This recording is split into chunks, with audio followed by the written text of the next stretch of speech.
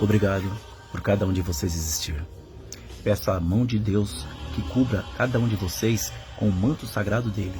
Nesse momento, lhes peço-lhes, Senhor Jesus, me dê discernimento, sabedoria e inteligência para que tudo que for falar seja com toda honra, glória e respeito ao meu próximo, e que as pessoas que há de ouvir soam bem a teus ouvidos.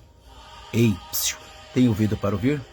Ouçam o que o Espírito diz a vocês. Senhor, que todos sejam abençoados, que a Bíblia Sagrada seja um livro, não para ficar nas estantes no Salmo 91, na mesa de cada um, que seja um livro educativo que todos possam ler, capítulos por capítulos, versículos por versículos, mas na presença do autor, Deus, Pai, Jesus, Filho e Espírito Santo. Sim, que Jesus, o verdadeiro Messias, aguardamos sua volta. Todo-Poderoso, sou que sou, onipotente, onisciente, Deus de Abraão, Isaque e Jacó, Jerusalém, terra natal, Belém, vosso Deus é. A paz e graça e bem para todos vocês, todos nós, todo o mundo todo, corações de boa fé. Vamos semear o bem, receber essa verdade e deixar Jesus ser Jesus na vida de cada um de nós. Amém? Amém. Penso eu que cada um de vocês recebam essas e outras. Olha, gente, porque os demônios pediram a Jesus os porcos? Olha, o primeiro confronto entre Jesus e Satanás resultou na vitória de Jesus Cristo sobre as tentações, conforme narrado em Mateus 4, versículo 1 a 11. Ele segue invadindo e dominando dois dos principais redutos de Satanás, a esfera do mundo espiritual, ao exercer a autoridade sobre os demônios, em livro de Mateus 11, versículo 28 a 34. E o domínio da doença e do pecado, ao curar um paralítico, em livro de Mateus 9, versículo 1 ao 8. Após a tempestade ser milagrosamente acalmada, Jesus Cristo e os discípulos continuam suas jornadas pelo mar da Galileia. O próximo incidente se concentra exclusivamente em Jesus Cristo, sem menção aos discípulos, olha, como no livro de Mateus 8, versículo 28 a 34. Vão lá e leiam. Ao chegar ao outro lado, na região dos Gerasenos, Jesus Cristo encontra dois homens possuídos por demônio, vindo dos túmulos. Eles eram tão violentos que ninguém conseguia passar por ali. Eles gritaram: "O que você quer conosco, Filho de Deus? Veio aqui para nos torturar antes do tempo determinado?"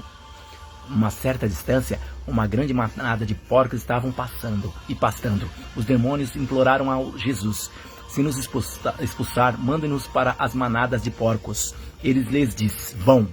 Eles saíram do corpo do homem, entraram da manada e se precipitou barranco abaixo para o barranco e morreu nas águas, afogados. E os que cuidaram dos porcos fugiram e voltaram à cidade e contaram tudo, inclusive sobre o homem endemoniado. Então toda a cidade foi em encontro de Jesus, e quando ouviram, pediram-lhe que se retiraram da região dele. Tá bom? O livro de Mateus direciona a nossa atenção ainda mais para Jesus Cristo, para responder à indagação inesperada: que tipo de homem é esse?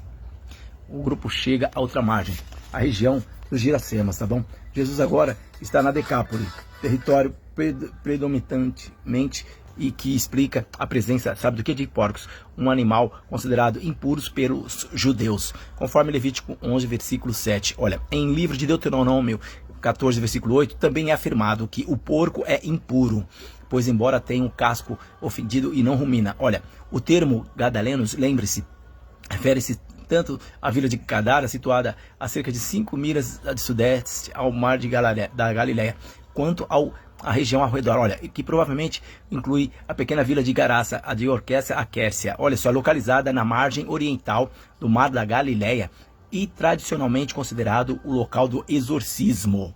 Quando Jesus Cristo chega à região dos Gadarenos, dois homens possuídos por demônios vindos dos túmulos encontram-no, como relatado em livro de Marcos, Marcos capítulo 5, versículos de 1 a 20, e no livro de Lucas, de 1 a 8, versículos 6 a 39, que registra apenas um homem endemoniado. E no livro de Marcos 5, versículo 1 ao 20, ele chega a outra margem, tá bom? Do mar da região dos Gerasenos, e um homem possuído por um espírito impuro encontra Jesus Cristo saindo dos seus túmulos. Olha, esse homem vivia nos túmulos, ninguém conseguia subjugá-lo, mesmo com correntes. Ele havia sido frequentemente acorrentado pelos pés e algemado, mas rompia as correntes e quebrava as algemas. E ninguém tinha força suficiente para dominar esse homem. Olha, noite e dia, entre os túmulos nas montanhas, esse homem gritava e se feria com pedras. Vendo Jesus Cristo de longe, correu e prostou-se diante dele, gritando: "O que queres comigo, Jesus? Filho do Deus Altíssimo, eu imploro-te por Deus que não me atormentes." Pois Jesus Cristo estava ordenando: "Espírito impuro, saia desse homem." Jesus Cristo perguntou-lhe: "Qual é o seu nome?" Ele respondeu: "Meu nome é Legião, pois somos muitos." Implorou-os insistentemente para que não os mandassem sair daquela região. Havia uma grande manada de porcos pastando na encosta, e os demônios pediram a Jesus: "Mande-nos para os porcos, para que entremos nele." Jesus Cristo deu-lhes permissão, e os espíritos impuros saíram daquele homem e entraram nos porcos. A manada de cerca de 2.000 porcos desceu a encosta toda a velocidade para dentro do mar e se afogou. Olha, os guardadores dos porcos fugiram e contaram o ocorrido na cidade, no campo. Veja bem, as pessoas foram ver o que tinha acontecido. Elas viram o homem que fora possuído pela legião de demônios, ali sentado, vestido e em seu perfeito juízo, e ficaram com medo. Aqueles que viram tudo contaram aos outros o que aconteceram com o homem endemoniado com os porcos, e começaram a pedir a Jesus Cristo de Nazaré para se afastar da região dele.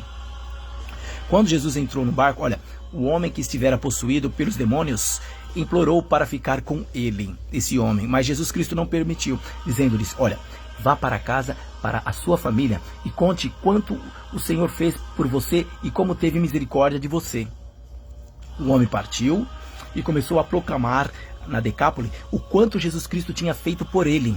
Todo feliz, todos ficaram maravilhados, alegres. Grandes multidões da Galileia, na Decápole, de Jerusalém, da Judéia, da região, além do Rio Jordão, seguiam a pessoa de Jesus Cristo. A situação era arriscada, pois os dois homens eram tão violentos que ninguém conseguia passar por ali. Eles eram conhecidos e temidos pelo público em geral. Os demônios, assim como Satanás, perceberam rapidamente o status de Jesus Cristo como o Senhor único, Rei dos Reis, Filho de Deus. Como narrado Mateus 4, versículo 3 a 6. Olha, este é o título que os discípulos eventualmente usarão quando desenvolverem uma maior compreensão de sua singularidade, com aquele que o Pai revelou a ser o seu Filho amado, conforme o livro de Mateus, versículo 16, capítulo 16, versículo 16, Mateus 14, versículo 33, Mateus 13, versículo 17, isso, e Mateus 17, versículo 15, 5. Mas diz assim: "Vindo de demônios, o uso do título anuncia seu reconhecimento de que outro reduto de Satanás no mundo espiritual está sendo invadido e dominado", tá bom? Os demônios contrastam com os discípulos nos versículos 27, pois sabem quem Jesus Cristo é. No entanto, apesar desse entendimento, permanece os demônios. Olha, conhecer Jesus Cristo, mas odiá-lo é demoníaco, gente. Amém? As perguntas que o demônio faz a Jesus pode ser tanto quanto gentil, dependendo do contexto. No livro de Marcos 1, versículo 24, é apresentado de maneira odiosa e com medo. O título Filho de Deus provavelmente deve ser entendido no seu sentido mais rico. Os demônios reconhecem Jesus não apenas em termos de seu poder, mas também de sua pessoa. Ele é o Messias, o Filho de Deus vivo, onde há de vir a julgar os vivos e os mortos, e eles também. Olha só, eles serão torturados justamente como no livro de Judas 6. Ao fazer a pergunta, eles reconhecem que Jesus é aquele que realizará esse dever judicial no tempo determinado, confirmando assim o significado completo de Filho de Deus. Amém? Olha, gente, o fato de Jesus estar limitando a atividade deles antes do tempo definido indica que a expulsão de demônios por Jesus era um sinal de que o reino estava se aproximando. Amém? Olha só, tanto eles, demônios, sabem que Jesus está voltando. Eu e cada um de vocês também sabemos. O mundo está passando por um processo. O mundo está tendo dores de partos. Lembre-se, volte-se para o seu primeiro amor. Voltem-se para aquele que te criou, Deus, e receba essa verdade na pessoa de Jesus Cristo. Sempre peça para que o Espírito Santo lhes conceda discernimento, sabedoria e inteligência para que desafaste dos erros da sua vida mundana. Deveu alguém? Pague. Cometeu algum erro, engano, fez coisa errada na sua vida? Se corrige. Volte-se atrás. O passado